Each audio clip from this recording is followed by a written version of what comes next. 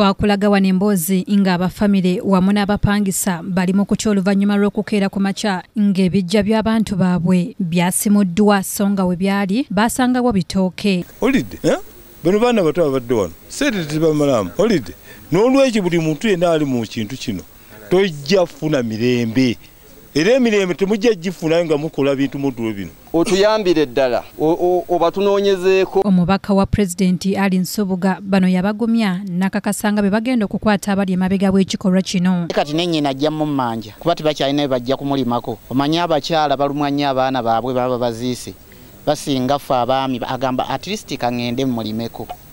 At least kangende ntekeko ekimuli naye kati tunaabatwekawo tunaabatwalawo.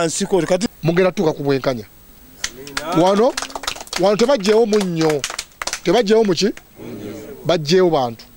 Omusiraamu alina olugero olugamba kama tuddiinu. Mussemateeka wa Uganda munnamateeka Direck Lufunya agamba nti waliwo etteeka erya Birth and Death Registration Act nga gavumenti muyita okumanya abantu abafudde n'abo abazaaliddwa mu ggwanga. Ono agamba nti y'ensonga lwaki gavumenti erina okukola okwekebejja okw'omuntu yenna abeera afudde okumanya ki ekimusse era n'okumanya nti ono aziikiddwa mu kitiibwa. Ekitiibwa tewali kintu kya muwendo wansi w'enjuba eno okusinga omuntu. So n'olwekyo omuntu wamala okuziikibwa ddala ffe wano mu Central Uganda mu Buganda wano era aziikibwa ku bijja by'abajjajjaabe then ekiddirira after kyekika n'ab'eŋŋanda abalala be baba bamuvunaanyizibwako ebiseera ebyo.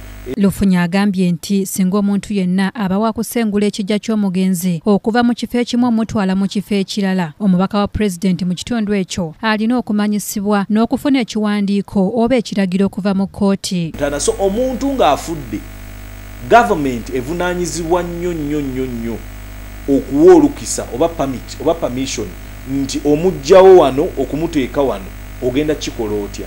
So tulina ebitongole nga kkooti osobola okugenda n'osaba an order okweexhuming omulambo oba ebisigalirwa by'omufu era because bina security implications bisobola okuinflaminga the air n'okuinflaminga ab'eŋŋanda oluusi abatera okubeeramu n'obutakkaanya ne tugendako ne RDC atera okuba head wa security mu district oba mu city ba RCC ngaabo ne bakuwa permission okutambuza ebisigalira ebyo. Ono agamba nti singa bino byonna tebikolebwa omuntu n'amala gakola nga bw'alabye avunaanibwa mu tteeka era singa gumukka mu vvi asibibwa.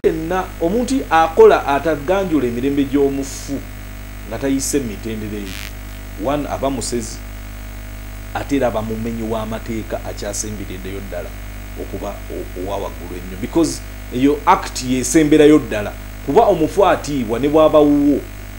So that's why tulina okugenda mu bw'obuyinza court zikuwe orders RDC asanctioninge exhuming n'abaliwo ab'eŋŋanda kirina okukolebwa misana. Omulangira Jojo Moses yakusakidde eggulire lino ku KTV amalindirire.